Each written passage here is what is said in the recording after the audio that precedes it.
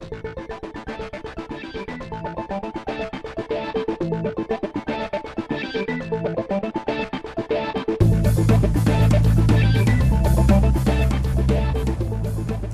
everyone, and welcome to Close Up on America's Business.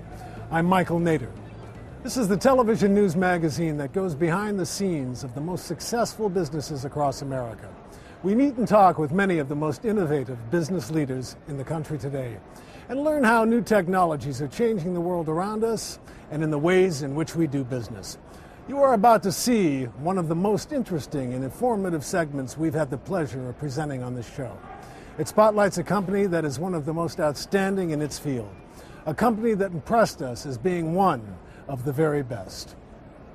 I think it's fair to say that virtually every homeowner would like to make their home as beautiful and as livable as they possibly can, and it doesn't matter whether they live in a small New York City apartment or in a state-sized home as magnificent as this.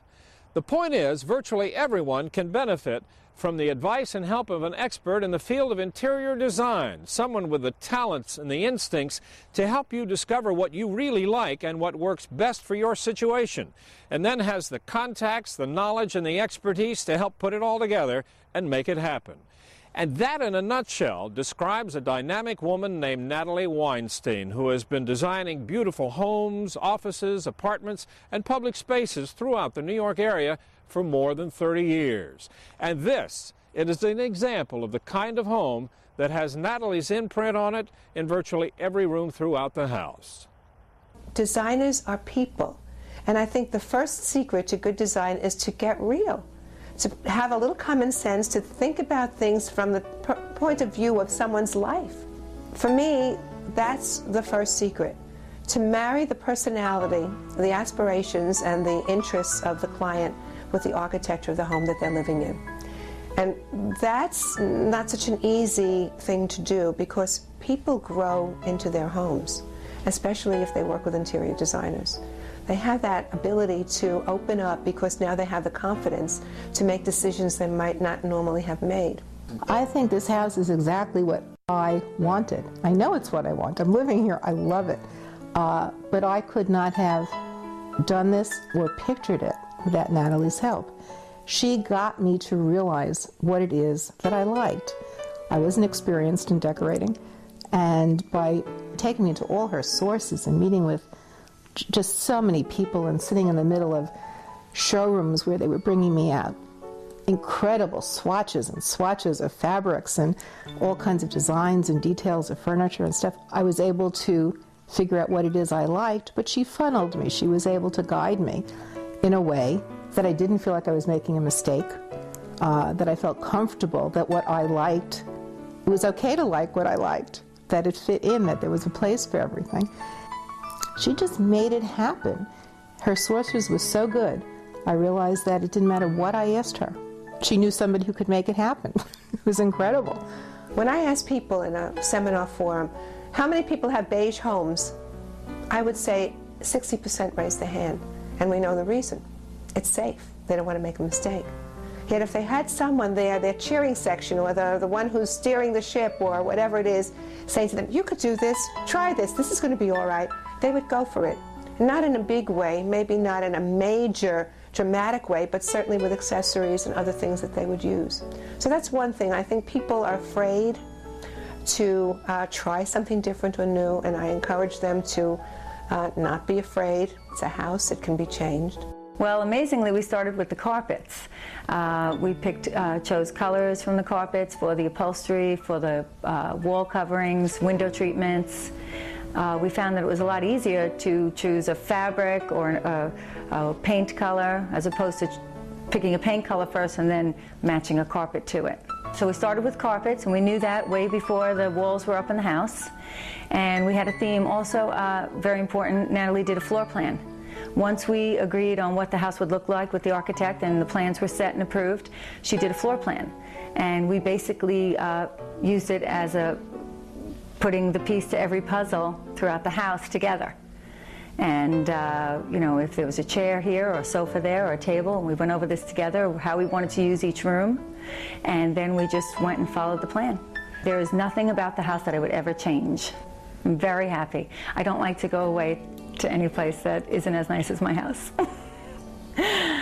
That's how I pick my vacations. You know what really amazes me is you say when you walk into a room and it's empty, you begin with the rug and work up from there. That is my signature trademark. I work with the floor and I work up. And the reason that I do that is because I feel that whether you have a large budget or a small budget, you still have to be cognizant of the fact that things are going to change. You don't want to select things that you will grow tired of. If you stay neutral on your upholstered pieces or interesting fabrics that don't have busy patterns, you won't grow tired of it as soon. So the rugs help you to set a color family. They're almost like a painting on the floor, which allows you to draw out. I'm looking actually at even this rug. This rug in this room is a statement. It's dramatic, it has blacks, it's got browns, it's got beiges, and yet the sofa that I'm sitting on is quite neutral and it marries with it very well. Even if this sofa were changed or reupholstered, there was lots of ways we could create the feeling of what this room looks like just because the rug is telling the color story. And the coordination of rugs between one room and another is critical to a good design project. And that's one of the things that I start with. What's the normal procedure you go through with a new client that come to you and you're about to begin the project? What happens? Well, there is a sort of a step-by-step, take it one bite at a time kind of feeling because people are overwhelmed. They call you because they're overwhelmed. They haven't got a clue how to start or what to do. If it's in a new home, sometimes you have to make decisions as mundane as what's the shape or the handle going to look like on a door? What are the windows going to be made out of? The flooring, the product on the outside of the house. So there are decisions to be made that have nothing to do with the decorating, so to speak. But in each case, we start with a master plan. And we talk first about space. Then we talk about color feeling. Then we talk about selection, and you got to sit on this stuff and you got to try it out. And then we go to accessories. And then, of course, all the way your eye is on the ball with budget. You're talking about, are we going to make it in budget? Are we going to plan for the budget? Because especially with people who are building, today costs escalate and people have to know. So we say, okay, the house is going to cost X, and maybe we'll figure 15% over.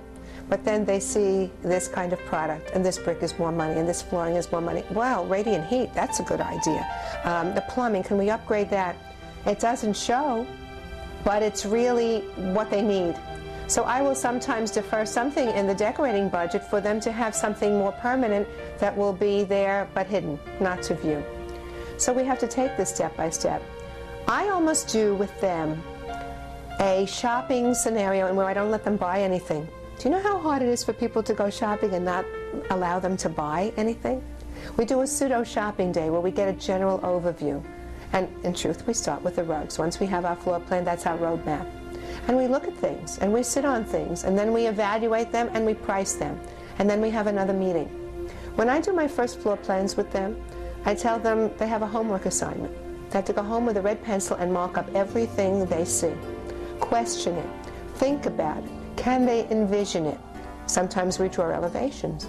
Sometimes we even have to make scale models when people can't see it. But we do whatever it takes to help people envision it. The skill and art of an interior designer is the ability to walk into a room and see it full blown. I could tell you what it's going to look like. I can feel what it's going to look like. But most people cannot do that. And if they have this kernel of something creative, it usually gets smacked down by the fact that, oh, I don't know, it's a lot of money, do I have the confidence to do it, am I doing it right? Or they may have great taste and be able to select individual pieces beautifully, but how are they going to all go together? And then once you have this room filled with furniture, how is it going to look like a finished room? How are we going to warm it up? What kind of accessories are needed? So it's a step-by-step process that we do a little bit at a time, and then when they look back, they say, wow, how did we get here? I think one of the people that spoke about the experience said that if they look back, they wouldn't realize how far they have gone. So I don't let them look back. We just go forward. She was able to let me have a vision. She obviously has her own vision. She's done this a number of times. I didn't know what to do. It just didn't make any sense to me. What was I going to do with this vacant piece of land with an architectural rendering how was I going to make a real house out of this? And she was able to get me to come up with a vision that I didn't have before. And it was wonderful. It was a terrific, terrific experience. I describe it as a very comfortable place to live. It is not, in our view, a show place. It's a place to live, and it's very comfortable to live in.